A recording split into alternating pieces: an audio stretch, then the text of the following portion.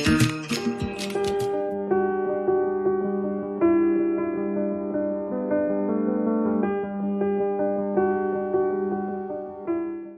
है उर्दू मीडिया कौम परस्ती और मुसलमान। अगर अंग्रेज़ी में इसका मौजू उर्दू मीडिया नेशनलिज्म एंड मुस्लिमनेस। इस वक्त राष्ट्रवाद या कौम परस्ती या नेशनलिज्म एक ऐसा मौजू है जिस पर चारों तरफ बातचीत हो रही है, और हम ये भी देख रहे हैं कि उसमें मीडिया बहुत अहम रोल, चाहे वो पॉजिटिव हो या चाहे नेगेटिव हो, वो रोल अदा कर रही है। ऐसे हालात में उर्दू मीडिया का क्या रोल होना चाहिए और उर्दू मीडिया इसको कैसे देखे, हम इस पर गुफ्तगू करेंगे। इस मौजू पर बातचीत करने के लिए हमारे दरमियान कई सीनियर और तजुर्बाकार लोग मौजूद हैं, जिसमें कि सीनियर जर्नलिस्ट भी हैं, एकेडमिशियंस भी हैं। तो मैं एक एक करके तमाम अहबाब से गुजारिश करूंगा कि वो डाइस पर तशरीफ़ ले आएँ ताकि इस सेशन की कार्रवाई को आगे बढ़ाया जा सके। मैं सबसे पहले गुजारिश करूंगा असद मिर्ज़ा साहब से। असद मिर्ज़ा साहब सीनियर सहाफ़ी हैं, अरसे तक BBC से वाबस्ता रहे असद मिर्ज़ा साहब। मैं गुजारिश करूंगा फ़रहत रिज़वी साहिबा से, वो भी सीनियर जर्नलिस्ट हैं, कि वो आएँ और डाइस पर आ जाए। मैं गुजारिश करूंगा डॉक्टर शकील अख्तर साहब से। डॉक्टर शकील अख्तर साहब जामिया मिलिया के MCRC AJK MCRC जो वहाँ मास कम्युनिकेशन रिसर्च सेंटर है, उससे वाबस्ता रहें डॉक्टर शकील अख्तर साहब। मैं गुजारिश करूंगा जनाब इस्माइल ख़ान साहब से कि वो तशरीफ़ ले आएँ। इसी तरह से मैं गुजारिश करूंगा प्रेमकांत तिवारी साहब से कि वो स्टेज पर तशरीफ़ ले आए। हमारे साथ अलीगढ़ मुस्लिम यूनिवर्सिटी के शोबे तारीख़ यानी डिपार्टमेंट ऑफ हिस्ट्री से वाबस्ता प्रोफेसर मोहम्मद सज्जाद साहब भी मौजूद हैं। मैं उनसे गुजारिश करूंगा कि वो मैं इन स्पीकर्स और आपके बीच हायल ना होते हुए मैं सबसे पहले गुजारिश करूंगा असद मिर्ज़ा साहब से कि वो आएँ और इस मौजू पर Urdu media nationalism and Muslimness, Urdu media कौम परस्ती और मुसलमान के मौजू पर अपने ख़यालात का इजहार करें। मैं सिर्फ ये गुजारिश करूँगा, क्योंकि हम में से कई लोगों को आज ही फ़्लाइट पकड़नी है और वापसी है हमारी, तो अगर हम अपने ख़यालात का इजहार मुख्तसरन करें तो तमाम लोगों के लिए बेहतर होगा। और अगर वक्त रहा तो हम क्वेश्चन आंसर का भी सिलसिला करेंगे, लेकिन मैं उसके लिए वादा नहीं कर रहा हूँ, वो वक्त पे भी डिपेंड करेंगे। असद साहब।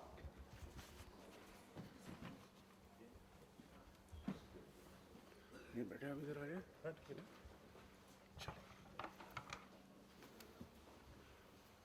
शुक्रिया मेहताब साहब, आदाब व सलाम आप सबको। आज के इस सेशन का जो मौजू है वो अंग्रेज़ी और उर्दू में ज़रा क़द्र मुख्तलिफ हो गया है और उसके मायने भी बदल गए हैं। तो मैं उसको वाज़ेह करना चाहूँगा कि हम लोग अगर ज़्यादातर उसी मौजू पे रहें जो उर्दू में हमें दिया गया है और उसके इंग्लिश तर्जुमे के ऊपर न जाएँ तो ज़्यादा बेहतर रहेगा। तो हम बात करें मीडिया, कौम परस्ती और मुसलमान।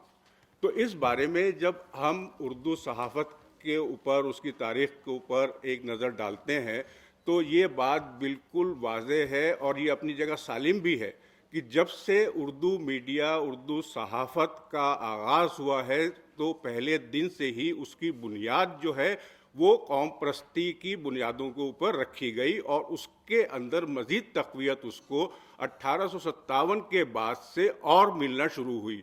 और उसके बाद से अभी तक जिस तरीके से हमारे डेमोक्रेटिक सिस्टम की एक सबसे बड़ी कंट्रीब्यूशन को, नेशनलिज्म को जिस तरीके से उर्दू मीडिया, उर्दू सहाफ़त आगे लेके चली है और बहुत सी ज़बानों में उसका फ़क़दान होता चला जा रहा है, लेकिन उर्दू मीडिया अभी भी अपनी जगह उस उसूलों पर कायम है। और इसकी मिसाल अगर हम शुरू के अखबारों में देखें, 1857 के बाद के अखबारों में ख़ास तौर से, कि उसमें उर्दू में शाया होने वाले जो भी अखबार थे, चाहे वो किसी भी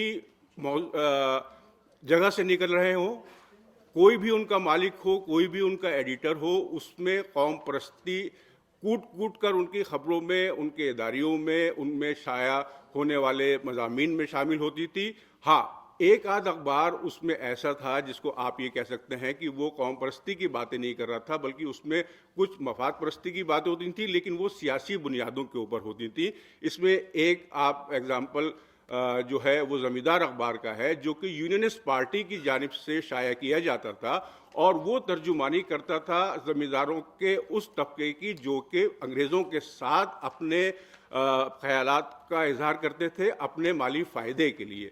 लेकिन उसके अलावा जो भी अखबार हैं, चाहे वो मुसलमान शाया करते थे, चाहे उसके मुदीर और उसका अमला मुसलमान हो या गैर मुस्लिम हो, उनकी तरफ से कौम परस्ती उस वक्त में पूरी तरीके से उसकी तर्जुमानी उनके अखबारों में शाया होती थी। और साथ ही साथ जो मुस्लिम कंट्रीब्यूशन है उसमें, उसको हम नज़रअंदाज नहीं कर सकते हैं। लेकिन एक बात यहाँ पर यह भी वाज़ेह करनी होगी कि जो अखबार थे उसमें से चंद एक अखबार जहाँ पर कि अक्सरियत अखबारों की थी वो मुसलमानों की तर्जुमानी करते थे, लेकिन चंद एक अखबार जैसे कि उसमें दैनिक मिलाप, दैनिक प्रताप और आपका तेज शामिल थे, वो अपने मज़हब की भी उसमें नुमाइंदगी होती थी उसमें, कि मिलाप, प्रताप, तेज, इन सब के जो मालिकान थे, जो मुदीर थे, वो आर्य समाज से ताल्लुक़ रखने वाले थे। तो उनके मज़ामीन, उनके इदारिये अक्सर व बेशतर उस नहज के ऊपर शामिल किए जाते थे। लेकिन जहाँ तक दूसरे अखबारों का ताल्लुक़ है, तो वो मुसलमानों की अक्कासी करते थे, उनके ख़यालात की, उनके जज्बात की सारी। और वो चीज़ अभी तक चली आ रही है कि उर्दू के अक्सर क्या बल्कि मुकम्मल तौर पर जो भी अखबारात हैं, वो अपने अंदर एक कंपोनेंट उनका ये है कि वो एक मुस्लिम आइडेंटिटी जो है उसको शो करते हैं। और उसकी एक वजह ये भी है कि मुस्लिम आइडेंटिटी अगर वो अपने अखबारात की नहीं शो करते हैं, तो उनके कारी और पढ़ने वालों की तादाद में कदरे गिरावट आ सकती है, क्योंकि उनकी जो एक बड़ी तादाद है वो उस जगह से है जिनकी वो खबरें शाया करते हैं, जिसको हम मुस्लिम आइडेंटिटी कि कहाँ पर आपका कोई जलसा हो रहा है, मजहबी जलसा हो रहा है, कहाँ पर कोई इवेंट ऑर्गेनाइज हो रहा है मुस्लिम कम्युनिटी से रिलेटेड, वो सारी खबरें आती हैं। तो वो लोग उनको खबरें भी दे रहे हैं, उनको एडवर्टीजमेंट्स भी दे रहे हैं। इस वजह से आप अपनी मुस्लिम आइडेंटिटी, आज का जो उर्दू अखबार है वो उसको नहीं छोड़ सकता है। लेकिन साथ ही साथ जिस तरीके से आज के माहौल में जो उर्दू अखबारों में कौम परस्ती की जो बातें या कौम परस्ती के ऊपर जो ख्यालात का इज़हार किया जाता है, बिल्कुल बेबाक तरीके से अगर हम एक तज्ज़िया करें तो ज़्यादातर मीडिया के अंदर उस चीज़ में बहुत कमी आती जा रही है और अगेंस्ट और फॉर के दरमियान एक लड़ाई जारी है। लेकिन उसमें उर्दू सहाफ़त जो है, उर्दू मीडिया जो है, वो एक ऐसे सतून की तरह अभी भी अपनी हैसियत बनाए हुए है कि जो जज्बात आपके कौम परस्ती के हैं उनकी तर्जुमानी वो एक बखूबी बेहतर अंदाज में कर रहा है। जो आवाम के ख़यालात हैं उनका इजहार वो बेहतर तौर के ऊपर कर रहा है। साथ ही साथ वो किसी भी तरीके से हमारे कौम परस्ती के जज्बात को मजरू करने की या उन्हें ख़त्म करने की नहीं, बल्कि उनको बढ़ावा देने की कोशिश करता है और उसकी सारी काविशें जो हैं वो उसी सिमत होती हैं।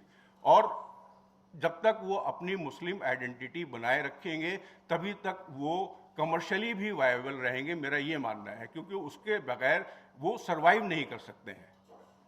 और इसकी एक वजह ये भी है कि आप जो अखबार पढ़ते हैं उसमें अगर आपको आपसे मुताल्लिक़ आपके आसपास होने वाले जो इवेंट्स हैं उनसे मुताल्लिक़ खबरें ना मिलें आपको, तो आप वो अखबार नहीं पढ़ेंगे।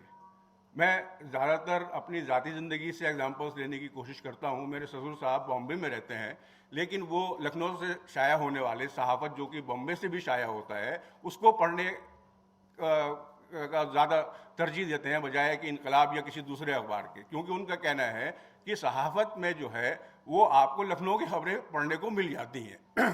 तो आपका एक अटैचमेंट जो है अपने कारी, अपने रीडर के साथ में है, और जब तक उसको वो खबरें नहीं मिलेंगी जो वो चाहता है, तब तक वो आपका अखबार जो है वो नहीं पड़ेगा। तो यहाँ पर हमारी मुस्लिम आइडेंटिटी भी और जो है वो आपके कमर्शियल ऑप्शंस के साथ में शामिल हो जाती है। और इसमें जिस तरीके से जब से पिछले गुज़िश्ता 200 साल की अगर हम बात करें, तो जो किरदार उर्दू सहाफ़त ने कौम परस्ती के लिए और अपने क़ारीन के दरमियान कौम परस्ती के जज्बात को फ़रोग़ देने के लिए अदा किया है, वो उसके नज़ीर हमें दूसरे मीडिया में क़दरे कम नज़र आती है। और इसमें 200 साल के दौरान जिस बखूबी तरीके से उर्दू मीडिया ने इन जज्बात को आगे बढ़ाया है और साथ ही साथ मुसलमानों की आइडेंटिटी को कायम रखने की कोशिश की है और कायम रखा भी है, उसका कोई पैरेलल हमें किसी दूसरी ज़बान में नहीं मिलता है। शुक्रिया।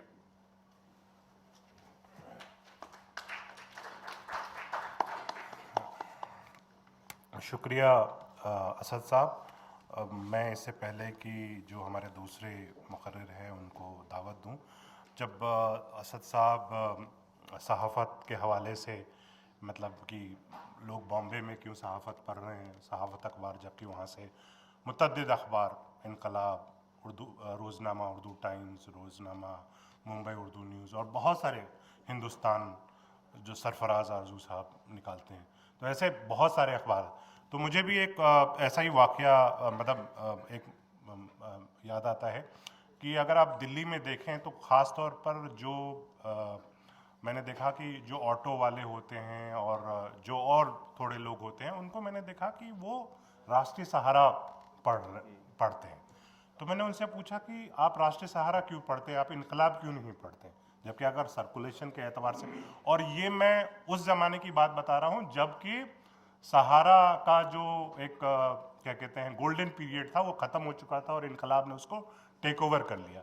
तो जब हमने कई लोगों से बात की तो उन्होंने बताया कि दरअसल हमारे इलाके की जो खबरें हैं, बुलंदशहर की और जो वो जो खबरें हैं वो हमें सहारा में ही मिलती हैं, और जो खबरें हमें चाहिए, बाकी चीज़ें तो हमें और जगह मिल जाती है, उर्दू हिंदी अखबार में भी और टीवी के ज़रिए, लेकिन जो हमारे इलाके की खबर है तो जो बात मुझे लगता है कि कई दफ़ा हम कंफ्यूज करते हैं।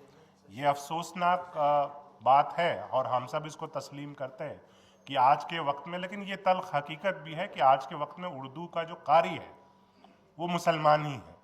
तो जाहिर सी बात है किसी भी at the end of day कोई भी मीडिया हाउस एक बिजनेस है और उस बिजनेस को अपना टारगेट ऑडियंस या कंज्यूमर बेस तलाशना होगा और उसमें दिखाएं। तो मैं बस ये ऐड करना चाहता, अब मैं गुजारिश करूँगा प्रेमकांत तिवारी जी से कि वो आएँ और आज का जो मौजू है, जो विषय है उर्दू मीडिया, राष्ट्रवाद और मुसलमान, इस विषय पर अपनी बातें रखें। बहुत शुक्रिया।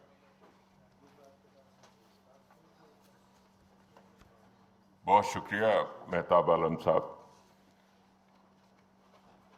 मैं मुख्तसरन अपना तारुफ देना चाहूँगा कि मैं हाजिर हुआ हूँ लखनऊ से,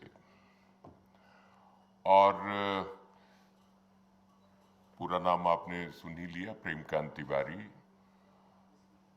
कुछ अखबारों से वाबस्तगी रही है, ऑल इंडिया रेडियो से न्यूज़ रीडर के तौर पर भी मेरी वाबस्तगी रही है, और दूरदर्शन वगैरह से। 26 जनवरी की परेड वहाँ निकलती है लखनऊ में, विधान भवन के सामने से, उसकी 23 साल से मैं आंखों देखा हाल उसका बयान करता हूँ। मेरी आवाज़ का इस्तेमाल कुछ जगह पर होता रहता है। अब बात आती है उर्दू मीडिया और नेशनलिज्म, मुस्लिमनेस। ये मेरी खुशकिस्मती रही है कि मैं ऐसे इदारे से भी ताल्लुक़ रखता रहा हूँ जहाँ से 3 अखबार शाया होते थे, नेशनल हेरल्ड, कौमी आवाज़ और नवजीवन। और कौमी आवाज़ नेशनल हेराल्ड, नवजीवन, इन तीनों अखबारों का जंग आज़ादी में भी बहुत अहम किरदार रहा है। हयातुल्लाह अंसारी साहब उसके एडिटर थे, पहले एडिटर थे कौमी आवाज़ के, और वो फ्रीडम फाइटर भी थे, अदीब भी थे, सहाफ़ी भी थे, और फिल्मों के लिए उन्होंने राइटिंग भी की। कामिनी कौशल और देवानंद जिस पहली जो फिल्म थी जिन दोनों लोगों की, नीचा नगर, वो कुछ लोग कान फिल्म फेस्टिवल कहते हैं, कुछ लोग केन फिल्म फेस्टिवल कहते हैं। बहरहाल मेरी मुराद उसी से है कि उस फिल्म फेस्टिवल में उसको अवार्ड मिला था। चेतन आनंद के साथ में हयातुल्लाह अंसारी साहब ने नीचा नगर वो फिल्म की स्क्रिप्ट लिखी थी। तो आप ये समझ सकते हैं कि वो मल्टी फैसेटेड पर्सनैलिटी थे, और उन्होंने नेशनलिज्म, मेरा यकीन कीजिएगा मुद्दे से भटकूंगा नहीं, कोशिश मेरी यही रहेगी कि नेशनलिज्म उनके अंदर इस तरह से कूट कूट के भरा हुआ था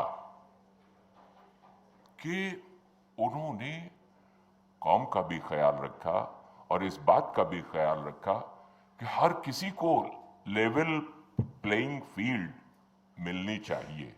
इसलिए उन्होंने नीचा नगर, खास तौर से मजदूरों की, उन लोगों की जो वंचित थे, जो दबे हुए थे, जो कुचले हुए थे, जिनकी आवाज नहीं सुनी जा रही थी, जिनसे काम ही काम लिया जा रहा था, उनके मेहनत का पैसा नहीं दिया जा रहा था, उन लोगों की आवाज को उन्होंने उभारा।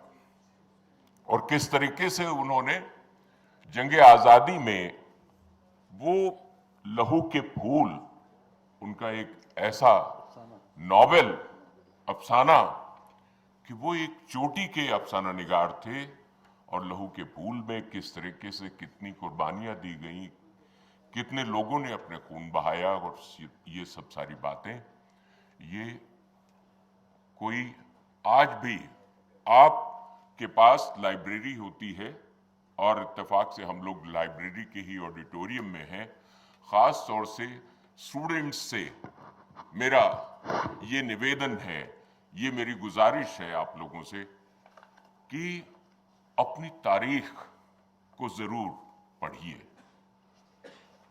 किसका क्या किरदार रहा है वो जरूर पढ़िए, और अपने दायरे को हमेशा वसी कीजिए। ये वेद में भी कहा गया है कि अपने ज्ञान की खिड़कियों को खुला रखिए, जिससे ताजी हवा आती रहे और बासी हवा जाती रहे। और इल्म की इकरा, जो आपकी कुरान शरीफ में भी वो सबसे ज्यादा जोर, अगर पहला जोर दिया गया तो पढ़ने पर दिया गया है। तो अभी एक बात, मेरे इस सेशन से पहले जहां पर बात हो रही थी टेक्नोलॉजी और इन सब चीज़ों की बात हो रही थी, तो मैंने गौर किया कि वहां पर कुछ लोग कह रहे थे कि भाई आजकल के जर्नलिस्ट पढ़ते नहीं हैं, या ख़ास तौर से उर्दू जर्नलिस्ट के ऊपर ये तोहमत। तो ऐसा भी नहीं है, पढ़ने वाले पढ़ते हैं। असल में वो मिजाज होता है, वो हमारे अंदर आपकी टेंडेंसी होती है कि हमारी पढ़ने की टेंडेंसी है, तो हम पढ़ेंगे, और नहीं तो कॉफ़ी हाउस में गपशप करेंगे। लेकिन जिनकी टेंडेंसी होती पढ़ने लिखने की, उनका दिलचस्पी भी उनकी ऐसे मुद्दों पर गपशप करने की होती है जो पढ़ने लिखने से वाबस्तगी रखती है।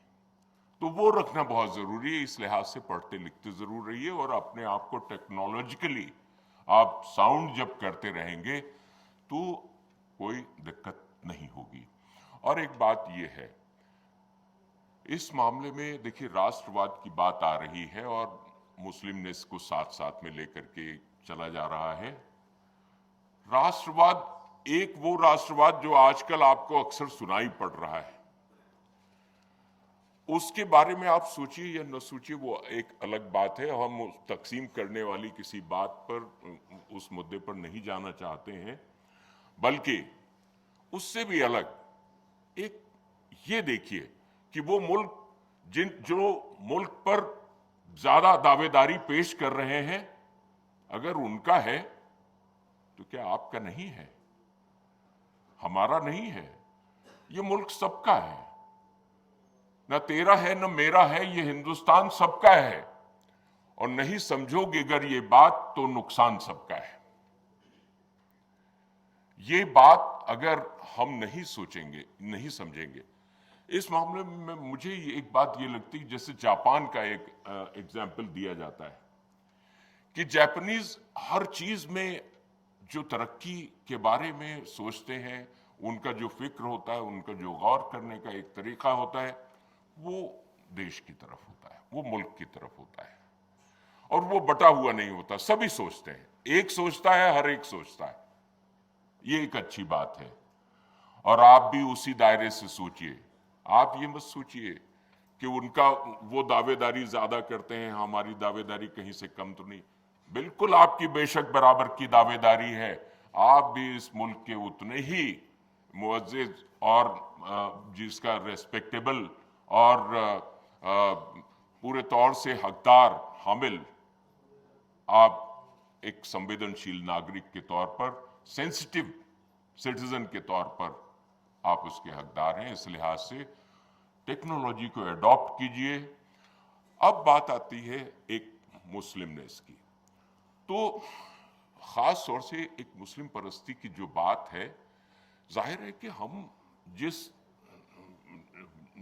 परिवार में, जिस फैमिली में हमने जन्म लिया है, हमारे रिश्तेदार हमारे जैसे होंगे, और यहाँ पर एक रिलीजन कास्ट सिस्टम एक ऐसा है, तो दोस्ती और ये सारा दायरा जो है वो आपको एक जो कहावत कही जाती है कि birds of a feather flock together, कि एक तरह के पर वाली चिड़िया एक साथ इकट्ठी होती हैं। वो होता है, ठीक है, कोई बात नहीं, दिक्कत नहीं है, लेकिन अपने दायरे को इसके बावजूद आप देख लीजिए कि वसी कर सकते हैं कि नहीं कर सकते हैं, और उसी से आपकी स्वीकार्यता भी, एक्सेप्टेबिलिटी, उसमें कोई बैरियर नहीं आना चाहिए। ये ध्यान आपको जरूर रखना चाहिए कि आप अपने दायरे को इतना वसी बनाए रखिए, एक व्यापकता दिए रहिए कि आपको उसमें कोई दिक्कत ना आए। टेक्नोलॉजी को आप बराबर अडॉप्ट करते रहिए। आप अपने आप को बराबर, जो मौलाना अबुल कलाम आजाद साहब का एक कॉल था कि आपके पास टेक्नोलॉजी भी होनी चाहिए उतनी ही शानदार जितनी किसी भी नागरिक के पास है, और आप मजहब में भी पारंगत हों, बहुत अच्छी बात है। और यही बात हयातुल्ला अंसारी साहब भी कहते थे कि कुरान शरीफ भी पढ़िए, आप अपने मजहब के बारे में भी खूब इल्म रखिए, गीता के बारे में भी खूब जानकारी रखिए, कुरान के बारे में भी, वैसे ही रामायण के बारे में भी, और वैसे ही बाइबल के बारे में भी, कोई दिक्कत नहीं है। लेकिन आप टेक्नोलॉजी को बड़े अच्छे तरीके से अडॉप्ट कीजिए, और ये जब करके आप चलेंगे तो आप सबसे बढ़िया एक अच्छे इंसान के तौर पर, अच्छे शहरी के तौर पर, अच्छे एक सिटीजन के तौर पर अपनी एक पहचान बनाए रखिए। यही मेरे आपसे जो है वो एक गुजारिश है, और ख़ास तौर से स्टूडेंट्स से कि आप जितना पढ़ेंगे। एक बात और मैं कहना चाहूँगा, चलते चलते माफ़ी चाहता हूँ, थोड़ा सा वक्त हो सकता है ज़्यादा ले लिया हो, कि वो बात, संस्कृत में एक श्लोक है, अभिवादनशीलस्य नित्य वृद्धोप सेविना चत्वारि तस्य वर्धन्ते आयुर्विद्या यशुबलम। जो व्यक्ति अदब व तहजीब जानता है, आदाब और इन सब चीज़ों में अभिवादन करता है, कॉम्प्लीमेंट्स लेता और देता है, जो बुजुर्गों के पास बैठता है, जो उनकी बातें सुनता है, उनको उनकी खिदमत करता है, उसकी चार चीज़ें हमेशा बढ़ती हैं: उम्र, विद्या, यश और बल। तो आप शोहरत भी, दौलत भी और आपकी उम्र भी, ये हर चीज़ बढ़े, इसके लिए आपको ज़रूरी है कि आप बुज़ुर्गों के साथ में आप हमेशा एक इंटरेक्शन, एक उनसे ताल्लुक़ और एक उनसे राब्ता बनाए रखिए। बहुत शुक्रिया, आपने हमको गौर से सुना।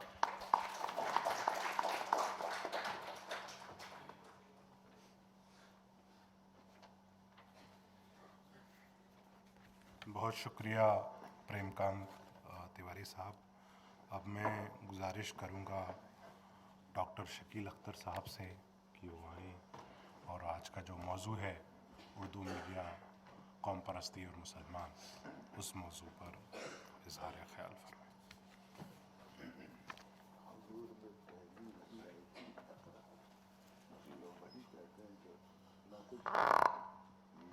डाइस पर मौजूद हमारे मुअज़्ज़ज़ मेहमान और सामीन हज़रात, बड़ी खुशी की बात है कि मौलाना आज़ाद उर्दू यूनिवर्सिटी ने उर्दू सहाफ़त के 200 साल मुकम्मल होने के मौके पर एक अजीम इज्तिमा का इनेकाद किया है, जहां हम तमाम सहाफ़ियों की मुलाकात हो रही है, मुख्तलिफ़ मौज़ूआत पर गुफ्तगू और तबादला ख्याल हो रहा है। इस सेशन में जिस मौजू की तरफ इशारा किया गया है, यूँ तो देखा जाए कि वह हसास मौजू है और इस पर गुफ्तगू होनी चाहिए। और हमारे असद साहब ने जो गुफ्तगू की, उसके बाद दूसरे स्पीकर तिवारी साहब ने जो गुफ्तगू की, इससे नतीजा यही निकल के आता है कि अगर 1822 से लेकर हाल तक की तारीख़ को देखें तो कहीं कोई उंगली उठाने का मौका ही नहीं मिलता कि उर्दू सहाफ़त में कौम परस्ती नहीं थी। मैं तो ये कहूँगा उर्दू सहाफ़त से भी ज़रा हट करके उन रसायल और जरायत पर नज़र डालिए जो मज़हब के नाम पर और दूसरे नाम पर निकलते हैं। वहाँ पर भी कौम परस्ती का उनसुर वैसा ही मौजूद है। शायद आपको यकीन हो या ना हो, बंगाल के हवाले से अगर मैं गुफ्तगू करूँ तो सिर्फ आज़ादी से लेकर के 2020 तक कम से कम 20-25 दीनी रसायल निकले हैं। उन दीनी रसायल में मुख्तलिफ मसलकी रसायल हैं, लेकिन उन मसलकी रसायल के दरमियान भी एक रब्त है, एक रिश्ता है, और साथ ही साथ ये बताने की कोशिश की गई है कि कौम परस्ती अपनी जगह पर है, हमारे इख्तलाफात अपनी जगह पर हैं। तो उर्दू सहाफ़त में पूरी तारीख़ हमें ये बात बताती है कि कहीं भी हमने इस बात पर कंप्रोमाइज़ नहीं किया। आप पूरी उर्दू अदब की तारीख़ पढ़ लीजिए, एक ज़र्रा, एक ज़ेर ज़बर ऐसा नहीं मिलेगा कि हमने कभी अपनी कौम परस्ती के ख़िलाफ़ कोई बात कही है। और कौम परस्ती का डिफिनेशन तो हर दौर में बदलता रहा है। आज जो नैरेटिव है, उस नैरेटिव से हम दो चार क्यों हैं? ये नैरेटिव पहले तो नहीं थे, लेकिन इस नैरेटिव के बदलने के बावजूद भी आज इनकलाब को पढ़ने, आप राष्ट्रीय सहारा को पढ़ने या दूसरे अखबारात को पढ़ने, उसमें ये बातें आपको साफ तौर पे दिखाई देती है कि हम आज भी उसी नैरेटिव पर चल रहे हैं। जिस नैरेटिव पर आज अदर मीडिया चल रही है, उसके बरक्स हम अपने पुराने नैरेटिव पर कायम दायम हैं। और हमें तो बड़ा अफसोस होता है कि ये बार बार ये कहने की क्या ज़रूरत पड़ती है कि साहब हमारी कौम परस्ती पर शक किया जाए। क्यों? क्या वजह है? क्या इसके जिम्मेदार मैं खुद हूँ या कोई और भी है? तो इन तमाम बातों को मद्देनज़र रखते हुए उर्दू सहाफ़त अपने काम पर रवा दवा है। मुझे अच्छी तरह याद आता है कि 1947 की तक़सीम के बाद जो तारीख़ लिखी गई है सहाफ़त की, मैं तो ये कहूँगा कि मुकम्मल तारीख़ अब तक तो नहीं लिखी गई, लेकिन जो भी तारीख़ लिखी गई है उसके मुताले की बुनियाद पर मैं कह रहा हूँ कि अरमगान नाम का एक अखबार कलकत्ते से निकलता था। सैयद अहमद हाशमी उसके एडिटर थे। मौलाना मोहम्मद आज़ाद से बहुत करीब थे, उनका उसलूब भी उनसे बहुत करीब था, लेकिन उनकी तहरीरों में वही ठाटे मारता हुआ कौम परस्ती के जज्बात नज़र आते हैं। तो आपको ऐसी रिपोर्ट तो दिखाइए जहाँ पर कौम परस्ती के ख़िलाफ़ हमने कोई रिपोर्टिंग की हो, कोई एक इदारिया तो बताइए जहाँ पर हमने ऐसी बात की हो। फिर ये इल्ज़ाम, ये तहमत क्यों है हम पर? एक बड़ा सवाल है, आज हमें गौर करने की ज़रूरत है। उर्दू मीडिया पूरे तनो मन से जिस तरह माजी में कायम है, आज़ादी के बाद भी उसी पर कायम है। हाँ, आज़ादी से पहले कुछ अखबारात थे जिन्होंने सियासी इख्तलाफात की बुनियाद पर तक़सीम हिंद की मुखालफत की थी, लेकिन वो एक मुखालफत थी। लेकिन आज़ादी के बाद उन्हीं अखबारात ने जो बच गए थे हिंदुस्तान में, किस तरह कौम परस्ती की बातें की हैं, आप इसका यकीन नहीं कर सकते। आप उन तारीख़ के औराक को उलट करके देखिए। हमारे यहाँ जो नज़में आज़ादी के बाद लिखी गई हैं, अखबार बिजनौर को मदीना अखबार को कौन भूल सकता है, जिस पर पाबंदी लगाने के बाद यसरफ के नाम से निकला। अजमल अखबार को कौन भूल सकता है। असर जदीद ने मुखालफत तो की थी, लेकिन लब्बुलहजी में चेंज तो आया। मैं तो कहता हूँ कि क्या ज़रूरत पड़ी थी कि अंग्रेज़ी अखबारात या अंग्रेज़ी हुकूमत उर्दू अखबारात को ज़ब्त करे। आज जो अखबारात ज़ब्त किए गए, अखबारात के हवाले तो मिलते हैं, लेकिन वो रिकॉर्ड नहीं मिलते जिसकी बुनियाद पर हुकूमत ने ज़ब्त किए थे। बंगाल हुकूमत ने कम से कम आज़ादी के बाद या आज़ादी से पहले 10-12 अखबारात ज़ब्त किए। शांति रंजन भट्टाचार्य और दूसरे जो सहाफ़त के मुहक्किक हैं उन्होंने ये बात कही है, लेकिन किसी ने ये हवाला नहीं दिया कि कहाँ पर किस पादाश में उसको जब्त किया गया। तो कलकत्ता पुलिस ने ऑनलाइन एक वेबसाइट तैयार की है उर्दू अखबारात ने तमाम अखबारात के सिलसिले में जो बंगाल में जब्त किए गए। उसमें कम से कम 7-8 उर्दू अखबारात के जिक्र हैं, किस सेक्शन के तहत, किस इनरोलमेंट के तहत, किस बात पर उस अखबार को जब्त किया गया, उसका मुदीर कौन था, ये तमाम बातें तो हमारे सामने हैं।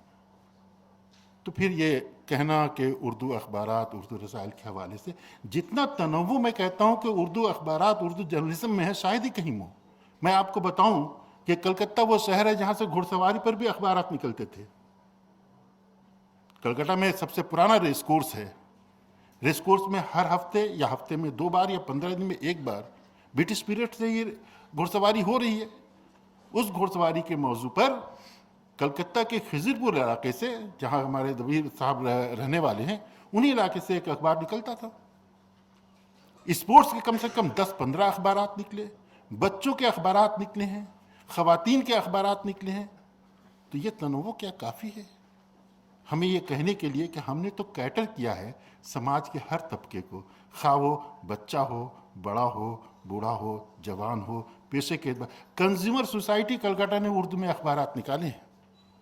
आपको अगर रेफरेंस चाहिए तो खाकसारी से कहूँगा कि अभी हाल में मेरी किताब आई है, आज़ादी के बाद बंगाल में उर्दू सहाफ़त, 560 सफ़े की किताब है, 263 उर्दू अखबारात और रसायल का उसमें जिक्र है। और ना सिर्फ जिक्र यह है कि यह अखबार वहाँ से निकला, बल्कि उनमें से 95% अखबारात को फिजिकली या सॉफ्ट कॉपी के तौर पर मैंने देखा है, उसके एक शुमारे को पढ़ा है और उस एक शुमारे के हवाले से मैंने इस पर गुफ्तगू की है। लेकिन पूरी तारीख आज़ादी के बाद से लेकर 2020 तक पढ़ी, हमें तो कहीं कोई ऐसा मौजू नहीं मिला। तो हमें इस बात पर ये कहना कि मुस्लिमनेस तो होनी चाहिए। आप कोई प्रोडक्ट अगर मार्केट में लॉन्च करना चाहते हैं तो आप अपना तो कंज्यूमर टारगेट तो सामने रखेंगे। वो कंज्यूमर टारगेट कौन है? अभी कुछ दिनों पहले दिल्ली की एक कंपनी ने चॉपर बनाए, लेकिन उसका चॉपर सिर्फ जामा मस्जिद के एरिया में जो लोग होटल वगैरह चलाते हैं उसमें इस्तेमाल होता था, लेकिन वो भी नाकाम रहा। तो कंपनी को ये मशवरा दिया कि इसको और इम्प्रूव कीजिए ताकि ज़्यादा से ज़्यादा लोग इस्तेमाल कर सकें। तो सहाफ़त के हवाले से अगर हम पढ़ने वाले हैं तो हमारी ज़रूरत को तो आप पूरी करेंगे ही, वरना हम आपके अखबार को क्यों पढ़ेंगे? अगर हम चाहें कि हमारे दीनी मसाइल का जिक्र हो इसमें, तो हमारी मजहबी मजबूरी है कि हम आपके अखबार को लेकर के पढ़ेंगे। आज डिजिटल दौर में उन अखबारात को जब हम डिजिटल रूप में देखते हैं तो बहुत से मसाइल, अभी पिछले सेशन में भी जिक्र हो रहा था कि बहुत अच्छी तरह से हम डिजिटल प्लेटफॉर्म को इस्तेमाल नहीं कर पा रहे हैं, उस पर गलतियाँ हो रही हैं। डिजिटल प्लेटफॉर्म तो एक फैसिलिटी है आपके लिए, आप उस फैसिलिटी का इस्तेमाल कीजिए। किस तरह इस्तेमाल करना ये आप पर डिपेंड करता है। आप सर्जरी के मैदान में आएँ तो एक अच्छा सर्जन उसी टेक्नोलॉजी को इस्तेमाल करके सर्जरी में बड़े से बड़े काम करता है। हम ये नहीं कहेंगे डॉक्टर इस्तेमाल नहीं कर पा रहा। हमारी ये सर्जरी या हमारे ये मीडिया या उर्दू के हवाले से जब हम गुफ्तगू करते हैं तो हमारे वसाइल भी एक अहम फैक्टर होता है। देखिए, वसाइल के बगैर कुछ नहीं हो सकता। अगर आपकी रीढ़ की हड्डी मजबूत है तभी आप तन के खड़े हो सकते हैं। उर्दू मीडिया की रीढ़ की हड्डी कितनी मजबूत है, कितनी कमज़ोर है, इससे आप सब वाकिफ़ हैं। हमारे पास क्या लेटेस्ट डिजिटल प्लेटफॉर्म एक आम उर्दू अखबार के पास मौजूद है? क्या वो इस बात का मुतहम्मिल है कि वो तमाम बातों को, तमाम डिजिटल मीडिया को अपना सके? और अगर बाज़ अखबारात अपनाते भी हैं, उससे पैसे खूब कमाते भी हैं, तो क्या मीडिया वेज बोर्ड के मुताबिक अपने कारकुन को तनख्वाह देते हैं? एक बहुत ही तल्ख भरी दास्तान है उर्दू सहाफ़त के उन कारकुनान की जिनका इस्तेहसाल होता रहता है। उस पर भी नज़र रखिए आप। कभी वो कौम परस्ती से तो नहीं भटकते, लेकिन ईमानदारी से काम करते रहते हैं। इन चंद बातों पर आपको ध्यान देना चाहिए, हमें भी ध्यान देना चाहिए, और एक ऐसी मजबूत तारीख लिखनी चाहिए जिसमें इन तमाम बातों का आदा हो। शायद वक्त बहुत ले लिया मैंने। बहुत बहुत शुक्रिया आप लोग का।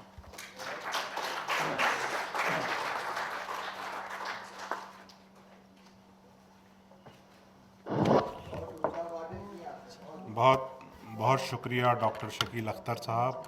अब मैं गुजारिश करूंगा इस्माइल ख़ान साहब से कि वो आएँ और अपने ख्यालात का इजहार करें।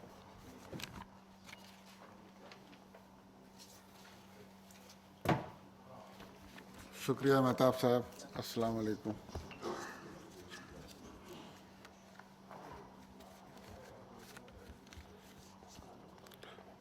जैसा कि आप जानते हैं टॉपिक है उर्दू जर्नलिज्म, नेशनलिज्म एंड मुस्लिमनेस। तो मैं एज ए ग्रुप एडिटर रोज़नामा राष्ट्रीय सहारा और आलमी में काम किया है, तो उर्दू जर्नलिज्म का 2.5 साल का एक्सपीरियंस है, तो वो मैं शेयर करना चाहूँगा जो मैंने उस दौरान फील किया है।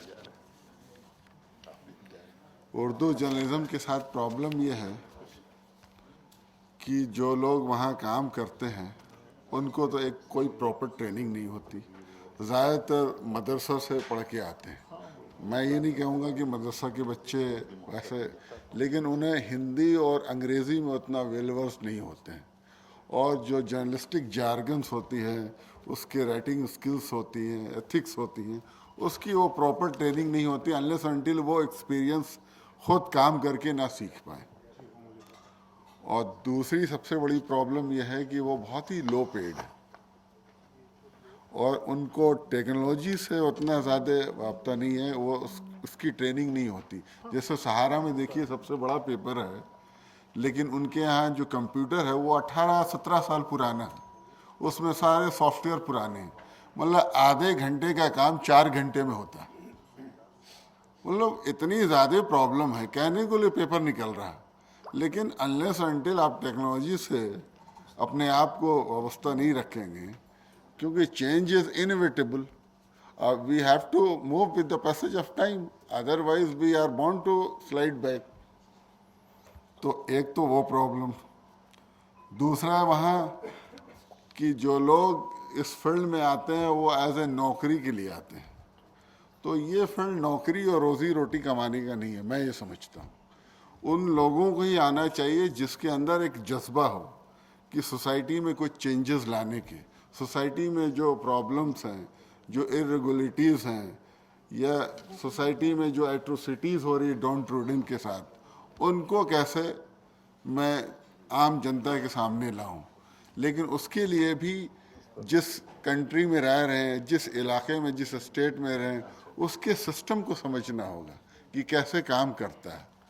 तो वो सब भी वो लैकिंग है उनके साथ, कि कोई भी चीज़ रिपोर्टिंग कर रहे हैं, कोई रिसर्च विंग नहीं है, किसी टॉपिक पर लिखना है। जैसे एमसीडी का भी इलेक्शन चल रहा, तो अभी उस पर उनको कोई रिसर्च विंग नहीं होता, जो खबरें आ रही हैं बन रही है, पास ऑन कर रही है एज ए जैसे पोस्टल बॉय की तरह। तो उस पर अपना कोई इनपुट नहीं होता क्योंकि कोई रिसर्च टीम नहीं है।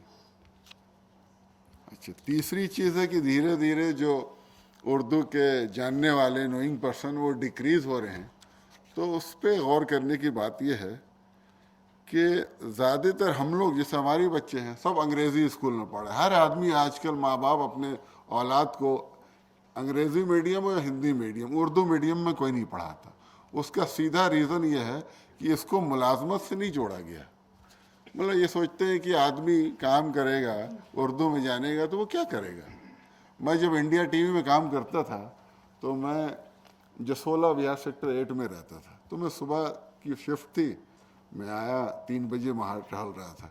एक बंदा आया बाहर से, क्या यहाँ मुसलमान रहते हैं? हमने जी बताइए, रहता हूँ, मैं खुद हूँ। तो नहीं, मैं मौलवी हूँ और मैं ये कोर्स किया है, तो मैं यहाँ तरावी पढ़ाना चाहता हूँ, कुछ मैं फलानी जगह से आया हूँ। तो बेसिकली उर्दू जान के उनको कोई मुलाजमत तो मिलती नहीं है, जबकि जो मदरसे के लोग होते हैं बड़े टैलेंटेड होते हैं, जो हाफिज़ होते हैं बहुत। अगर वो जो यूनिवर्सिटी में चले जाते हैं, जो जेएनयू चले जाते हैं, एमयू में चले जाते हैं और हिंदी और अंग्रेज़ी भी जानते हैं, तो उनमें बहुत टैलेंट होता है। लेकिन उर्दू, फिर वैसे लोग यहाँ नहीं आते, इसलिए नहीं आते कि उनको बहुत लो वेजेस का सामना करना पड़ता है। 20,000, 15,000, 25,000 रुपये मिलते हैं। रेसिडेंट एडिटर्स 30-40 हज़ार में काम करते हैं, जबकि बड़े टैलेंटेड होते हैं। अच्छा, जो लोग उर्दू मीडिया को चला रहे हैं, जो लोग, वो जैसे सहारा ही के लीजिए आप एग्जांपल, वो चला ज़रूर रहे हैं लेकिन उस पर कोई ध्यान नहीं। कुछ भी नहीं।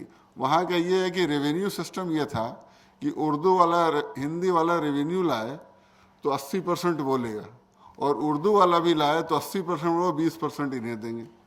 हमारे यहाँ 9 एडिशंस थे, 9 एडिशंस में सिर्फ 6 लोग मार्केटिंग के लोग थे, और हिंदी के सिर्फ 2-3 जगह से निकलते थे। सिर्फ दिल्ली नोएडा एडिशन में 15 लोग मार्केटिंग के थे। तो ये सब बहुत सारी ऐसी चीज़ें हैं जो मैंने उर्दू मीडिया में देखा कि उनको बहुत, मतलब जिसे कहते हैं कि उन्हें लगता है बस चला रहे हैं ऐसे ही। पॉलिटिकल जब कोई इलेक्शंस आएंगे तो उसमें उनको थोड़े फ़ायदे हो जाएंगे। अच्छा, दूसरी चीज़ जो मैंने और देखी,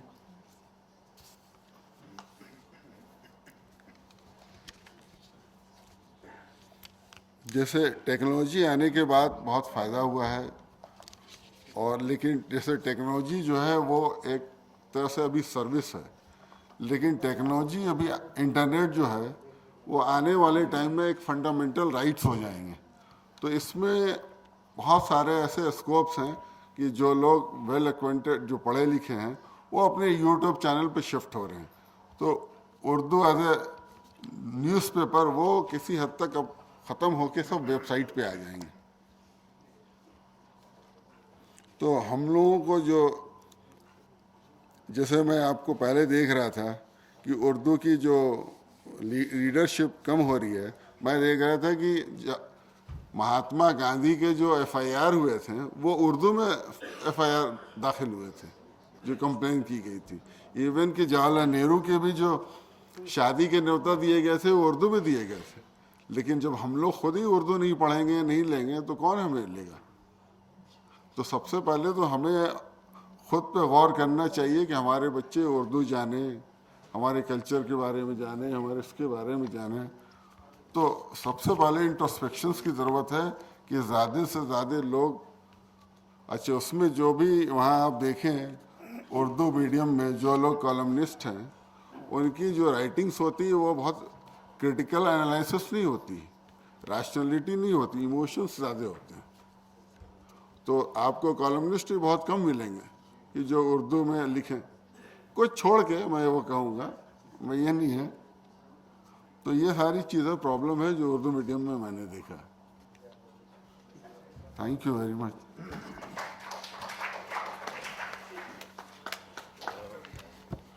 शुक्रिया इस्माइल साहब। शकील साहब शायद मुख्तसरन कुछ कहना चाह रहे हैं। बस मुझे यही कहना था कि बार बार इस बात के लिए इसरार किया जाता है कि जज्बे के तहत आकर के आप सहाफ़त कीजिए। कोई पेट पर पत्थर बांध करके सहाफ़त तो कर नहीं सकता, है ना। एक सहाफ़ी भी चाहता है कि एक मयारी ज़िंदगी गुजारें, है ना। हम दूसरों से तवक्को तो करते हैं कि वो एक वॉलेंट्री काम करे, वो कम पैसे पर काम करे, लेकिन उसकी कमाई हुई दौलत से हम खुद लग्जरी के ज़िंदगी गुजारने की कोशिश करते हैं। ये तज़ाद ने हमें बहुत ज़्यादा बर्बाद किया है। और सहाफ़त में ख़ास तौर से सहाफ़ती कारकुनान के साथ जो तज़ाद है, जो उनकी सैलरी का मसला है, इसने बहुत ज़्यादा तबाही मचाई है। और ये अक्सर प्लेटफॉर्म से कहा जाता है। मैं कम्युनिटी रेडियो चलाता हूँ जामिया मिल्लिया इस्लामिया में। एक मीटिंग में एक बहुत सरकर्दा शख्सियत ने बात कही कि we have try to create a group of volunteer in the society, those who volunteer freely and cater the society. मैंने सवाल ये किया, मैडम अभी ये मीटिंग ख़त्म होगी तो अभी आपको 1000-2000 रुपये का चेक मिलेगा 10 मिनट की इस गुफ्तगू करने के लिए। Is it possible to return your cheque in the favour of the society? Not possible. तो ये इतनी गैर अमली बातें नहीं करनी चाहिए। इस पे मुझे एक शेर याद आ गया कि हमने बख्शी है तारीकियों को जिया, जी, वो खुद तरसते रहे रोशनी के लिए। रोशनी के लिए रोशनी देने वाले को भी चाहिए कम से कम एक चिराग अपने घर के लिए। बहुत शुक्रिया। तो यही इस रियलिटी से हमें आंख मिलाने की ज़रूरत है। और कभी कभी ये मफरूज़ा भी बहुत ही बेबुनियाद तरीके में बात कही जाती है, शायद नफ्सियाती तौर पर, जज्बाती तौर पर खुश होने के लिए, कि दुनिया के हर हिस्से में उर्दू बोली जाती है। वो कौन सा हिस्सा जहाँ उर्दू नहीं बोली जाती? अरे भाई, आप स्टैटिक्स पढ़े हुए हैं, हर ममालिक को उठा के देख लीजिए, लैंग्वेज की लिंग्विस्टिक सर्वे है, आप उठा के देख लीजिए हिंदुस्तान के कितने इलाके में उर्दू बोली जाती है। तो इन जज्बाती बातों से भी हमें उर्दू सहाफ़त को बचाने की ज़रूरत है। अब खुद हमारे घर में उर्दू अखबारात नहीं आते, हमारे घर में बच्चे उर्दू नहीं पढ़ते, हम इस बात के दावेदार हैं कि पूरी हिंदुस्तान और पूरी दुनिया में उर्दू बोली जा रही है, और वक्त से वाइट कॉलर को ऊँचे करके हम इस बात को करते हैं स्टेज से। लेकिन जिस कौम ने, जिस सहाफ़त ने हकीकत से रूगर्दानी की है, वो सहाफ़त कभी बच नहीं सकती। हमें उर्दू सहाफ़त से को बचाना है और हकीकत से आंख मिला करके बात करनी है। ठीक है, हमारे 4 अखबार निकलते हों, हमारे 10 अखबार निकलते हों, वो अखबार मयारी होने चाहिए, 10 घरों में जाना चाहिए। हमें कोई बहुत ज़रूरत नहीं कि 1 करोड़ की हमारी आबादी में 10 लाख लोग उर्दू पढ़ते हों। और फिर इसकी जिम्मेदारी किसके सिर है? ये असद साहब जाकिर नगर में रहते हैं, मैं शाहीन बाग में रहता हूँ। आप बता दीजिए, इतनी बड़ी उर्दू की आबादी है, 500 अखबारात का बिकना मुश्किल है, उसके लिए कौन जिम्मेदार है? जी, क्या 500 आदमी भी इस बात का मुतहम्मिल नहीं है कि 3 रुपए 4 रुपए का अखबार खरीद सके? तो ये हमारी बेहिसी का भी नतीजा है। जी, बहुत बहुत शुक्रिया आपका। शुक्रिया शकील साहब। मैं माजरत चाहूँगा। अब मैं गुजारिश करूँगा फ़रहत रिजवी साहिबा से कि वो आएँ और अपने ख्यालात का इज़हार करें।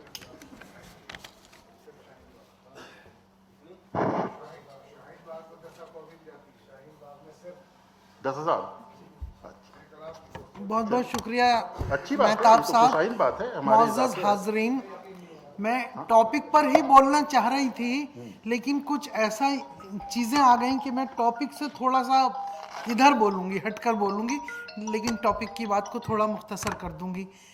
बहुत ही दस्तबस्ता माफ़ी के साथ, माजरत के साथ इस्माइल साहब, मैं आपसे कहना चाहूँगी कि आप जब सहारा में गए तो वो वक्त वो था कि हर कमाल को जवाल आता है, और बहुत अफसोस के साथ मुझे भी कहना पड़ रहा है कि वो वक्त, उस चीज़ से सहारा इस वक्त गुजर रहा है। और एक प्रोफेशनल सिंसेरिटी भी होती है।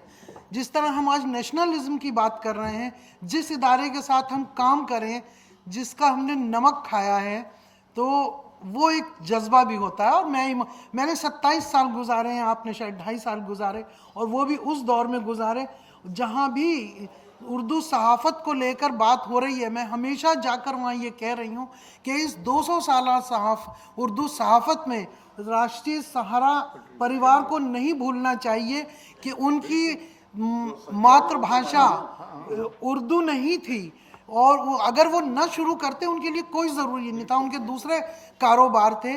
लेकिन मैंने उस इदारे में रहकर ये देखा है कि किसी तरह का कोई न लिसानी तासुब था, न कोई मजहबी तासुब था। दूसरी जगह भी काम किया है, वहाँ ये चीज़ें देखी हैं, बड़ी बड़ी की पोस्ट पर लोग रहे हैं। अगर वहाँ कोई ख़राबी थी तो वो जो लोग काम कर रहे थे उनमें थोड़ी सी प्रॉब्लम्स हो सकती हैं। तो इतना बड़ा कंट्रीब्यूशन है सहारा का उर्दू सहाफ़त में, इतने एडिशन निकाले और पूरा उन्होंने लिबर्टी दी, फुल फ्लेज लिबर्टी दी काम करने के लिए। और दूसरा एक और चीज़ थी, लड़कियों के लिए उर्दू अखबारों में लड़कियों के लिए कोई जगह नहीं थी, बिल्कुल शहर ममनू होता था। मैंने अपने मजमून में इस बात का जिक्र किया है, खालिदा बिलग्रामी का किया है या नूरजहां सरवत का किया है, कि उर्दू मैगजीन्स में तो थी ख़वातीन, लेकिन अखबार में तो वो माहौल ही नहीं था। और हम पहले दिन से, जब बरनी साहब से मैं शायद 1 दिन पहले पहुंची हूँ, 91 से वहाँ पर वो माहौल था कि आराम से उर्दू अखबार में भी और हिंदी अखबार में भी तकर्रुर हो रहा था, मालकान की तरफ से कोई डिस्क्रिमिनेशन नहीं था। तो ये तो एक तो टॉपिक से हटी बात थी। दूसरी बात, क्या मैं इस्माइल साहब से ये पूछ सकती हूँ कि उन्होंने अगर वहाँ काम किया तो क्या मिशन के तौर पर किया था, सैलरी लेने से इनकार कर दिया था? मैं 1 मिनट, मैं मतलब बहैसियत मॉडरेटर मुझे लगता है जी, हाँ, मैं गुजारिश करूंगा कि अगर हम इस मौजू को थोड़ा अलग ठीक है, रखें, मैं थोड़ा और सा जो हट आज गई, का मौजू है लेकिन उस पर अगर हम बात करें, जी ठीक है, मैं अब उसी मौजू पर आती हूँ। तो लेकिन ये बात, और जो वहाँ बच्चे काम कर रहे थे, मैं उन लोगों के लिए भी थोड़ी सी नहीं, डिफेंड फरहत करूंगी। रिजवी साहिबा, मैं माफी चाहता हूँ। मुझे लगता है जो मौजू है अगर हम उस पर बात करें तो, और क्योंकि दूसरे अगले सेशन के लिए भी लेट हो रहा है, फिर तो मैं अब उसी तो असद मिर्ज़ा साहब काफ़ी उस चीज़ पर पहले पोर्शन पर रोशनी डाल चुके, क्योंकि अगर हम ये कहें कि वाकई उर्दू सहाफ़त जो है वो कतई दागदार नहीं है, नेशनलिज्म को लेकर, अपनी कौमियत को लेकर कहीं कोई ये सवाल नहीं उठ सकता कि किसी उर्दू अखबार ने, किसी उर्दू रिसाले ने, किसी उर्दू सहाफ़ी ने कोई ऐसी बात की हो। सियासी कुछ पॉइंट ऑफ व्यू ऐसे हो सकते थे कि कहीं ऐसा लगा, ठीक है, जब हम पढ़ेंगे तो ये बात भी आएगी कि आखिर क्या वजूहत थी कि सर सैयद बाद में दो कौमी नज़रिए की तरफ चले गए थे। लेकिन उसकी भी बहुत बड़ी वजह थी, क्योंकि जो ज़ुबान के साथ रवैया अपनाया गया और अंग्रेज़ों की जो पॉलिसी थी 1847 के बाद, 1857 के बाद उर्दू के साथ जो सलूक हुआ, शायद इस वजह से थोड़ा थोड़ा इधर आए हैं।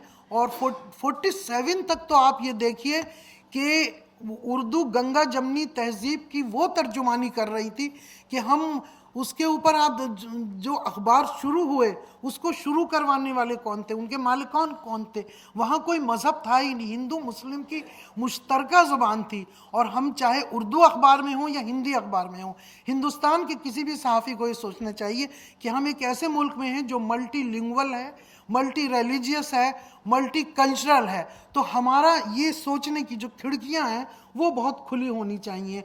हमें एंटी नेशनल नहीं होना है, वो तो खैर है ही नहीं, एंटी कल्चर भी नहीं होना है। हमें दूसरी रियासतों के कल्चर, दूसरी रियासतों की ज़बान का भी इतना ही लिहाज पास रखना चाहिए, उन चीज़ों से अलग नहीं होना चाहिए। 47 के बाद ज़रूर सिर्फ तहरीकों में ऐसा हुआ है कि जब लाहौर से बहुत सारे उर्दू अखबार आ गए, जालिंधर तो उर्दू अखबारों का हब था, तो वो फिर बाद में होने लगा कि पंजाब की उर्दू की वोकेबलरी भी थोड़ी फ़र्क थी, और जो लखनऊ से और दिल्ली से या हैदराबाद से अखबार निकलते थे उनकी लफ्ज़ियात थोड़ी फ़र्क थी। तो ये तो एक नेचुरल प्रोसेस है, उसमें कोई ऐसी बात नहीं है, वो हर्फ नहीं आता। लेकिन अब सवाल ये होता है, आज कौमियत और मुसलमान जी कड़ा करके अब हमें ये मानना पड़ रहा है कि वाकई वो गंगा जमनी तहजीब, इस ज़बान के दामन में वो गंगा जमनी तहजीब को हम कहाँ खो चुके हैं कि ये ज़बान सिर्फ मुसलमानों की होकर रह गई है। वो थोप दी गई है क्योंकि वो शिकार हुई है, बार बार शिकार हुई है साजिशों का, और अब खुद मुसलमान भी उस एक शेल जो है उसमें घुसते चले जा रहे हैं। अब थोड़ी उनके ऊपर जिम्मेदारी है कि वो उससे निकलें और ये साबित करें कि ये गंगा जमनी तहजीब की अमीन थी और अमीन है। उससे निकलना होगा मुसलमानों को कि इस ज़ुबान की अगर बका चाहते हैं तो थोड़ा सा ध्यान रखना होगा। वहाँ मैं, क्योंकि मैं हिंदी और उर्दू दोनों में रही हूँ, तो वो मैं कंपैरिजन देखती हूँ कि उर्दू अखबार बिल्कुल जहाँ से हमें इश्तहार मिल रहे हैं तो अखबार उन लोगों की न्यूज़ देगा, लेकिन हमें ये देखना होगा कि स्पेस कितना है।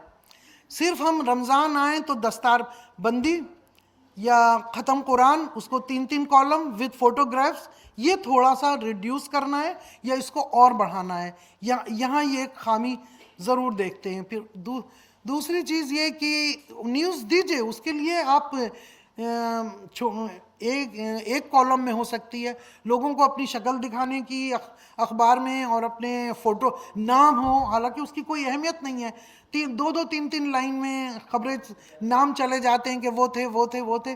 तो इस चीज़ से मेयार पर असर पड़ता है, ख़बर की अहमियत होनी चाहिए।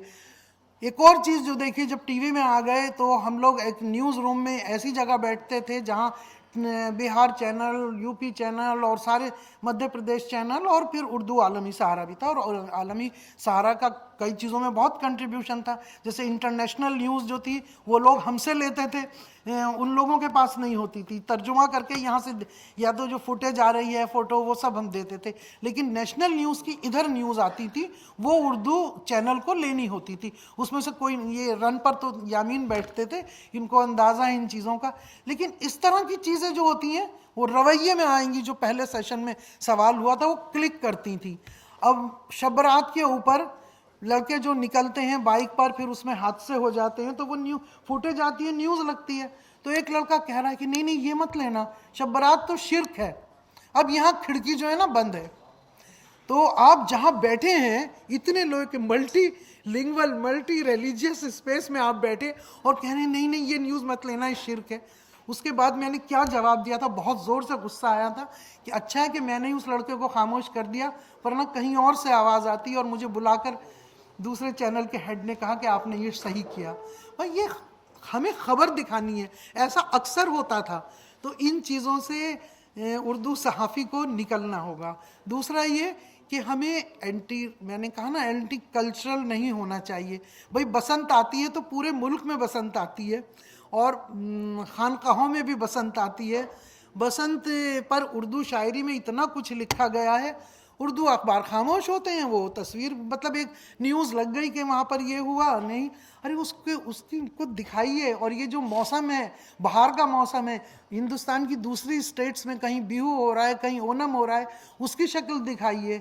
यहाँ क्यों चूक जाते हैं, ये नहीं होना है। आपको पूरे खुले दिल से इसको वेलकम करना चाहिए।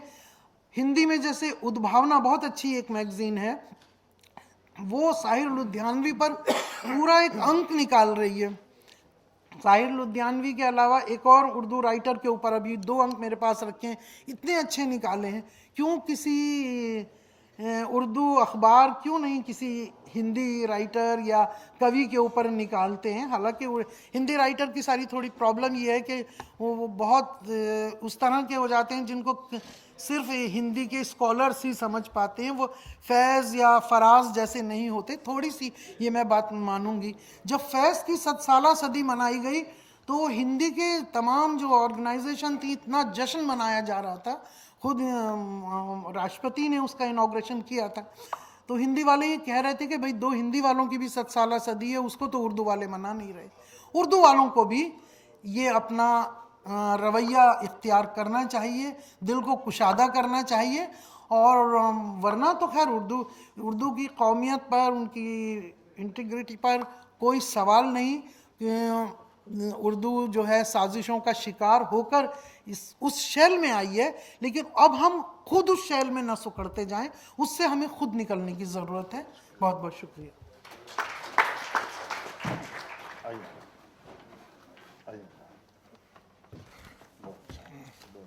शुक्रिया फ़रत रिजवी साहिबा। और मैं माफ़ी का खास्तगार हूँ क्योंकि मुझे बहैसियत मॉडरेटर वक्त का भी ख्याल रखना है और इसका भी ख्याल रखना है कि मौजूद जो हमारा है उसको तो मैं अब गुजारिश करूँगा प्रोफेसर मोहम्मद सज्जाद साहब से, जो कि हिस्ट्री डिपार्टमेंट अलीगढ़ मुस्लिम यूनिवर्सिटी से वाबस्ता है, कि वो आएँ और इस मौजू पर अपना सारा ख्याल दें।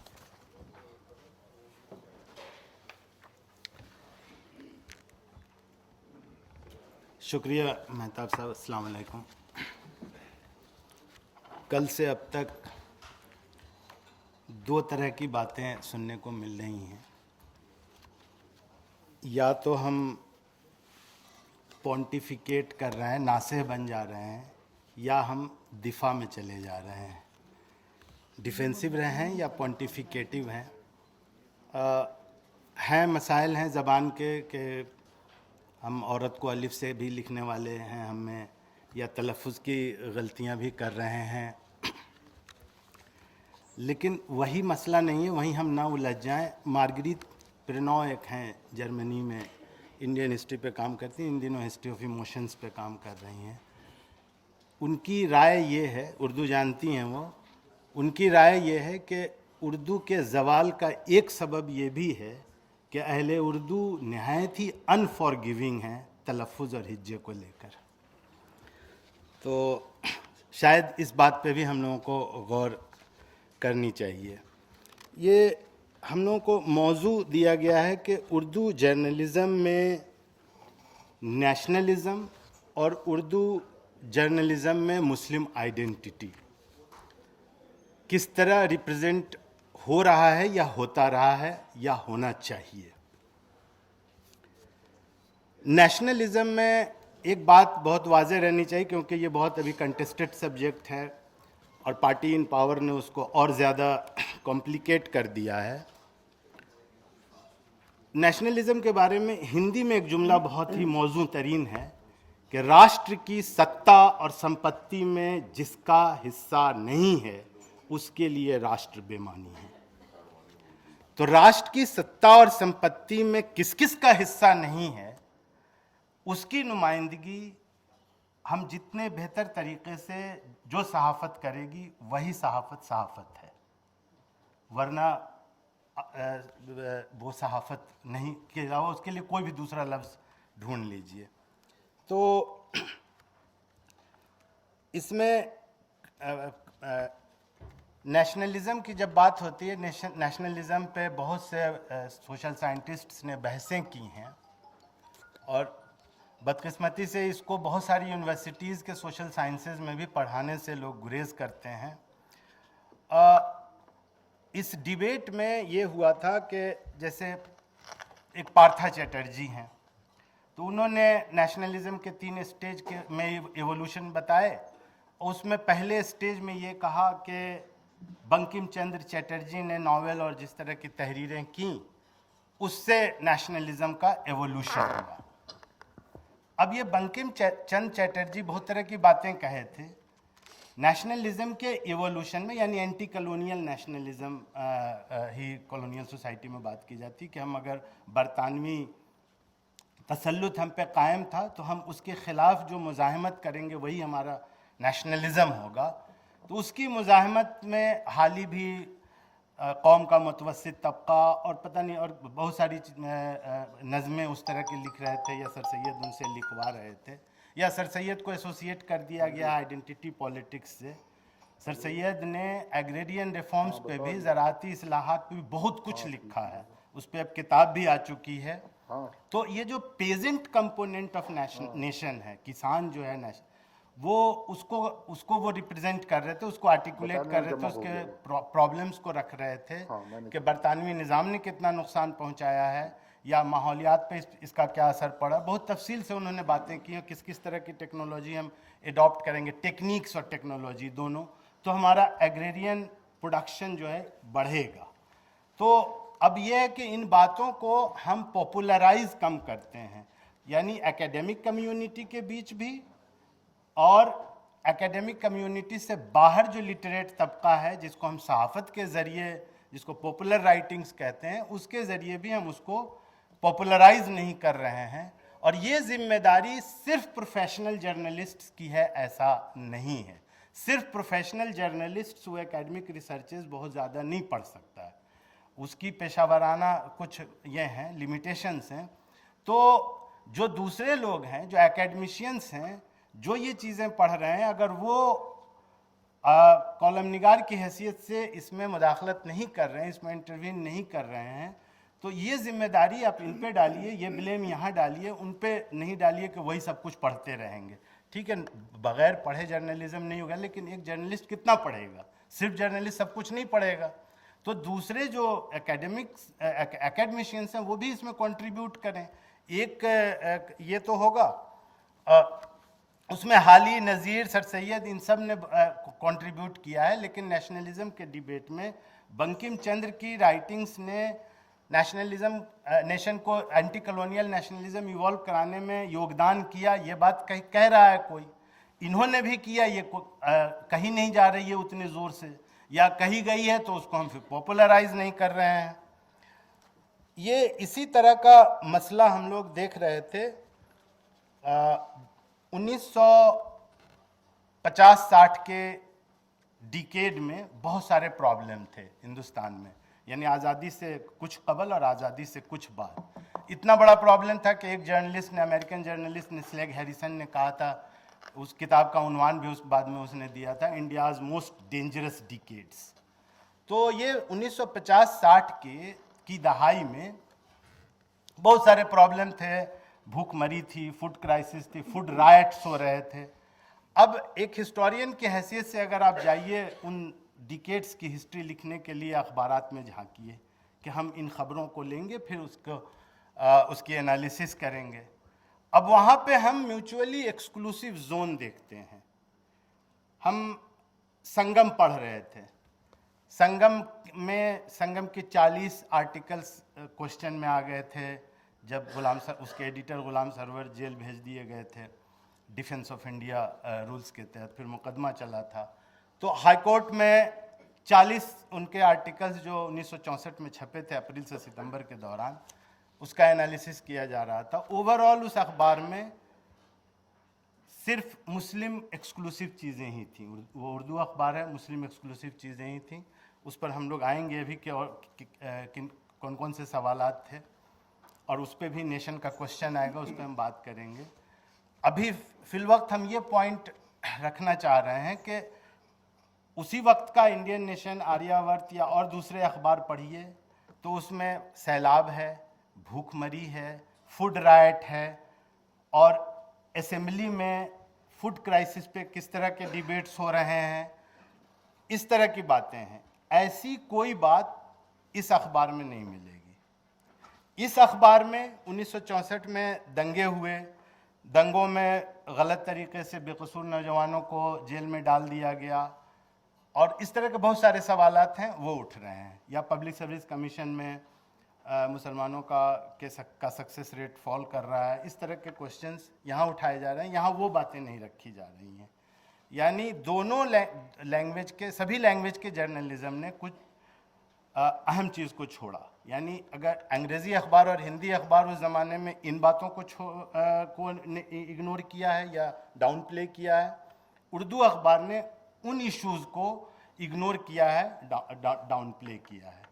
तो ऐसे में एक जवाब तो हम दे सकते हैं कि जो इश्यूज़ सिर्फ मुस्लिम एक्सक्लूसिव कंसर्न के हैं, उसको नॉन उर्दू न्यूज़पेपर नहीं दे रहा है, तो उर्दू न्यूज़पेपर ही देगा। ये एक बात, ये एक जवाब दे सकते हैं। लेकिन उर्दू अखबार सैलाब पर, भूखमरी पर, फूड राइट्स पर, इस पर वो इन खबरों को नज़रअंदाज करेगा, इसका क्या जवाब है? सैलाब जिन इलाकों में आ रहा था, हम बिहार के हवाले से बात कर रहे हैं संगम को मरकज़ में रखकर, तो सैलाब जिन इलाकों में आ रहे थे, बिहार के मुसलमानों की बड़ी आबादी भी उन्हीं इलाकों में है, बागमती और कोसी के इलाकों में। तो ये सैलाब का मसला या फूड स्कार्सिटी का मसला, ये मुसलमान का मसला क्यों नहीं था? ये इधर का प्रॉब्लम है। उसी तरह उधर का प्रॉब्लम है कि हाई कोर्ट जजमेंट पढ़ के लगता है कि 39 आर्टिकल जो गुलाम सरवर के अखबार में, संगम में जो छपा था, 39 आर्टिकल्स का जो एनालिसिस खुद जज कर रहा है, और उसमें वो कहीं कहीं पे देशद्रोह और इस तरह की चीज़ें देख रहा है,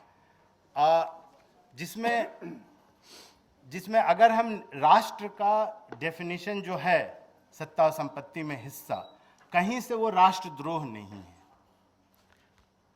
लेकिन पब्लिक राष्ट्रद्रोह तो उसने कहा भी नहीं था जज ने, पब्लिक पीस को डिसऑर्डर आएगा और इसलिए हम इनको डिफेंस ऑफ इंडिया रूल्स के फला क्लॉज के तहत इनको हम जमानत नहीं देंगे और 5,000 रुपये का जुर्माना देंगे, इस तरह की बातें हैं। जबकि उसमें ऐसी कोई बात नहीं थी। सिर्फ एक खबर 39 खबरों में, यानी हाईकोर्ट जजमेंट पढ़ के ही लगता है कि 39 खबरों में, खबर कह रहा हूँ, वो खबर होगी या मजमून होगा, जो भी हो, सिर्फ एक में ये था कि उन्होंने साहिबगंज में किसी फसाद की बात कही थी कि सिपाहियों ने मस्जिद में भजन गाया, जो बाद में ये साबित हुआ कि नहीं, ये खबर बिल्कुल गलत थी, और उसकी तरदीद भी इन्होंने शाये की संगम ने कि गलती हुई है।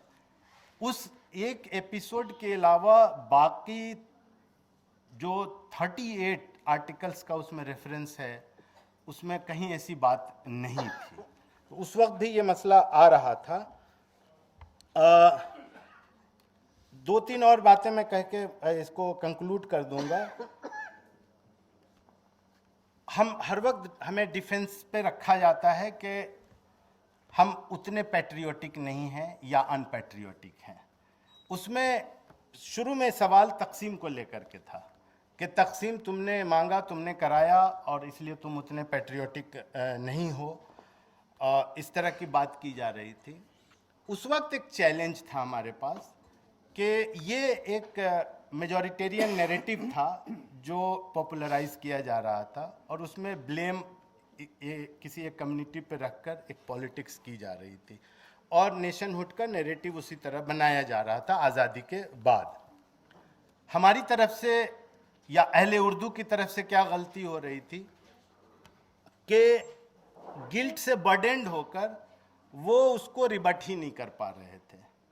यानी तकसीम के खिलाफ सीरीज ऑफ आर्टिकल्स नकीब में छपे, मौलाना सज्जाद ने छापा। Series of articles Madina Bijnor में छपा, जो बाद में कंपाइल करके किताब की शक्ल दी गई, तहरीक पाकिस्तान पर एक नज़र, मौलाना हिफ्जुर रहमान सिभारवी का। वो खुद लोकसभा में भी थे, लोकसभा में रहते हुए ही उनका इंतकाल हुआ था। लेकिन ये पॉपुलराइज नहीं हो रहा था, ये पॉपुलर नैरेटिव अहले उर्दू के दरमियान भी नहीं बन पा रहा था कि नहीं भाई, हम तो पार्टीशन रेजिस्ट करने वालों में बहुत पेश थे। तुफैल अहमद मैंगलोरी की तमाम तहरीरें वैसी हैं, मुसलमानों का रोशन मुस्तकबिल पूरी किताब ही वैसी ही है। लेकिन ये नैरेटिव, हम लोग भी जब बड़े हो रहे थे, स्कूल में थे और उर्दू अखबार पढ़ रहे थे, तो उसमें इस तरह की बातें आ ही नहीं रही थी कि हम लोग उस तरह से इन जानकारियों के साथ ग्रो अप करते। और इस तरह से जो गिल्ट फिक्स कर दिया गया था, उसी एहसास जुर्म का शिकार रहते हुए हम लोग बड़े हुए। तो ये एक प्रॉब्लम थी। दूसरे ये कि हमारा ये उर्दू अखबार का, अभी बातें हो रही थी कि जो बिकेगा वही तो हम देंगे। हमें लगता है कि यहाँ पे थोड़ा सा नोट ऑफ कॉशन देना होगा। बिक रहा है नफ़रत, तो हम सिर्फ नफ़रत ही देंगे, या उसमें कुछ स्पेस पूरे अखबार में एंटीडोट भी होगा उस पॉइजन का। तो उसी तरह से अगर बिक रहा है सिर्फ आइडेंटिटी एक्सक्लूसिव कंसर्न, कि सिर्फ दस्तारबंदी और हिफ्ज और इस तरह की खबरें ही, फलां को पीएचडी मिली, डिग्री तफवीज़ की गई, जो मौजू है, उन्वान है, उसमें उसकी अहमियत क्या है, उसके अंदर मवाद क्या है, इतनी जहमत नहीं करते हैं हम। तो ये जो आइडेंटिटी एक्सक्लूसिव कंसर्न है, हम कितना आइडेंटिटी ऑब्सेस्ड रहेंगे, यानी हम आइडेंटिटी बचाएंगे तब हमारा इकोनॉमिक, एजुकेशनल और पॉलिटिकल जो एम्पावरमेंट का अर्ज है वो बचेगा या रियलाइज होगा, या ये कि हम एजुकेशनली, पॉलिटिकली, इकोनॉमिकली स्ट्रॉन्ग रहेंगे तो हम आइडेंटिटी खुद ब खुद बचा लेंगे। ये हमें लगता है कि हम लोग, एक डोमिनेंट विजडम ये है कि हम कंसर्न आइडेंटिटी पे रखे हुए हैं और इसलिए बचा भी नहीं पा रहे हैं आइडेंटिटी। अगर हमारी प्रायोरिटी इकोनॉमी, पॉलिटी हो, एजुकेशन हो, तो हम आइडेंटिटी बचा लेंगे। हम इसको जल्द ही ये कर रहे हैं, कंक्लूड कर रहे हैं कि इससे साबित ये होता है कि सोशल साइंस रिसर्च जितना कमज़ोर होगा अहले उर्दू के दरमियान, उतना कम पॉपुलराइजेशन उर्दू सहाफ़त के ज़रिए उन चीज़ों का होगा।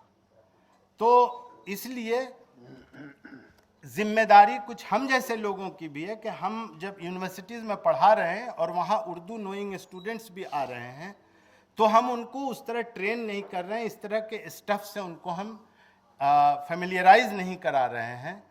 तो ये जिम्मेदारी सिर्फ सहाफ़ी पे नहीं है या सहाफ़त की पूरी इंडस्ट्री पर नहीं है।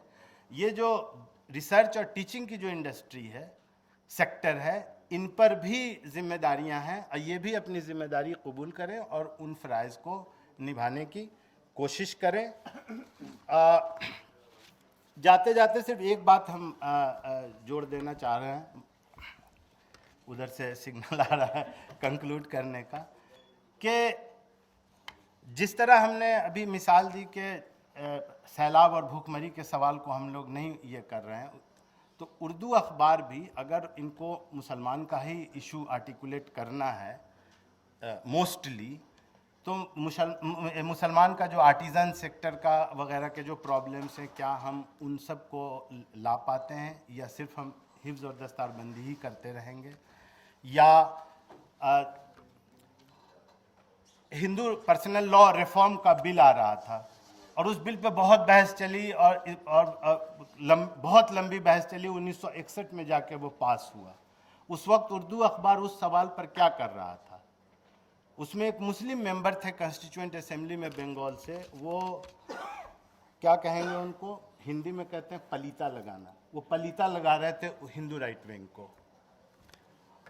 ये हम लोग जानकारी ही नहीं, उस ज़माने का अखबार पढ़िए, ये जानकारी नहीं मिलेगी। इसी डिबेट के दौरान यूनिफॉर्म सिविल कोड की आज बात करती है पार्टी इन पावर, और उसी डिबेट के दौरान यूनिफॉर्म सिविल कोड की बात हिंदू पर्सनल लॉ रिफॉर्म को रोकने के लिए लैक ऑफ सिंसियरिटी के साथ ये शरारतन मिस्चीवसली उसको लाया जा रहा था, उस एजेंडा को, जो उस पूरे डिबेट की कोई भी रिसर्च को पढ़ेंगे क्लियर हो जाता है। हम इसको जान कम रहे हैं, जो जान रहे हैं वो पॉपुलराइज नहीं कर रहे हैं। उसी तरह ये अंबेडकर का भी जो उस वक्त थॉट्स ऑन पाकिस्तान उनकी किताब आ चुकी थी, उसका रिवाइज्ड एडिशन आ गया, पाकिस्तान और पार्टीशन ऑफ इंडिया। उसमें मुस्लिम और मुस्लिम के अंदर के बहुत सारे इश्यूज़ और पार्टीशन और बहुत सारे सवालात को उन्होंने उठाया। ये उस वक्त के अखबारात में, उर्दू अखबारात में ये इससे कोई इंगेजमेंट दिखा ही नहीं। जहाँ जितना हमने बहुत महदूद अखबारों का वो किया है, लेकिन ये नहीं दिखा। तो ये सब जो कमियां हैं, इस पर भी हमें ध्यान देना होगा। अच्छी एनालिसिस है, अच्छी एनालिसिस, बहुत अच्छा। शुक्रिया सज्जाद साहब। हमारे अगले सेशन के भी बहुत सारे लगभग सारे जो स्पीकर्स हैं वो यहाँ मौजूद हैं, लेकिन असद साहब कह रहे हैं कि वो 30 सेकंड में कुछ एक मिनट। अच्छा, मैं ज़रा सा डाइग्रेस करते हुए इस मौजूद से ऊपर जो हम लोगों को डिस्कस करना था, क्योंकि दूसरे स्पीकर्स ने कुछ उससे एडिट बातें कही हैं। तो जहां शकील साहब ने ये कहा कि हमारे यहाँ उर्दू अखबारात कम खरीदे जा रहे हैं, कम पढ़े जा रहे हैं, तो इसके ज़िम्मेदार भी हम खुद हैं। क्यों? अगर हम 2 रुपये 3 रुपये रोज़ का अखबार क्यों नहीं लगा सकते, चाहे हमारे घर में उर्दू पढ़ने वाला कोई ना हो? और ये सवाल है कि क्यों नहीं है हमारे घर में उर्दू पढ़ने वाला, इसके ज़िम्मेदार भी हम खुद हैं। मैं हर जगह हर मौके पे ये कहता हूँ कि अगर हमें अपने बच्चों को उर्दू पढ़ानी है तो ये कोई मुश्किल काम नहीं है, क्योंकि हमारा हर बच्चा कुरान शरीफ पढ़ता है। कुरान शरीफ पढ़ने के बाद आपकी जिम्मेदारी है कि आप उसको ज़रा सा माइल करें, ज़रा सा गाइड करें उर्दू पढ़ने के लिए। अगर आपके यहाँ 3 रुपये रोज़ का अखबार आ रहा है तो पहले बच्चे से आप कहें कि बेटा इसकी हेडिंग पढ़ना शुरू करो, उसके बाद उसको छोटी खबरें पढ़वाना शुरू करें, तो उसको अपने आप, ये एक ऐसी ज़बान है कि वो उसको सीखेगा, उसमें कोई कवाहत नहीं होगी उसको सीखने से, और ना ही उसको कोई दुश्वारी या परेशानी होगी। तो इससे आपके उर्दू जानने वालों की तादाद बढ़ेगी, उर्दू क़ारीन की तादाद बढ़ेगी। जब उनकी तादाद बढ़ेगी तो उर्दू अखबारात का जो कमर्शियल वायबिलिटी का एंगल आता है सामने, उसको भी आप हल कर लेंगे। दूसरी बात, चूंकि यहाँ पर ज़्यादातर स्टूडेंट्स मौजूद हैं, तो मैं आपसे एक चीज़ ये कहूँगा कि आप जब जर्नलिज्म की या मास कम्युनिकेशन की स्टडीज़ कर रहे हैं तो उसमें अगर आपके पास में उर्दू ज़बान आप जानते हैं और साथ में आप अपना उबूर जो है अंग्रेज़ी ज़बान के ऊपर हासिल कर लेते हैं, लेकिन जो जिस स्टेट में आप रह रहे हैं उसकी ज़बान पे भी आप उबूर हासिल करें साथ के साथ, और आपकी जो आइडेंटिटी है आप इंशाल्लाह किसी नेशनल या इंटरनेशनल न्यूज़ आउटलेट में जाएं तो वो उर्दू जानना, मुस्लिम होना, वो आपकी एक यूएसपी बनेगा, क्योंकि आपसे उन मुस्लिम इशूज़ के ऊपर आपकी राय जानी जाएगी, आपसे ये कहा जाएगा कि आप इनके ऊपर रिपोर्टिंग करिए। तो आप अगर इस चीज़ों पे फोकस करते हैं, अपनी सलाहियत ज़बानी जो है मुख्तलिफ ज़बानों पे बढ़ाते हैं, तो वो आपको बहुत मददगार साबित होगी आपके कैरियर के लिए लॉन्ग टर्म में। शुक्रिया। बहुत शुक्रिया असद साहब, बहुत शुक्रिया प्रोफेसर सज्जाद साहब, तिवारी साहब, इस्माइल साहब, डॉक्टर शकील साहब, फ़रज़ साहिबा, आप तमाम अहबाब का शुक्रिया।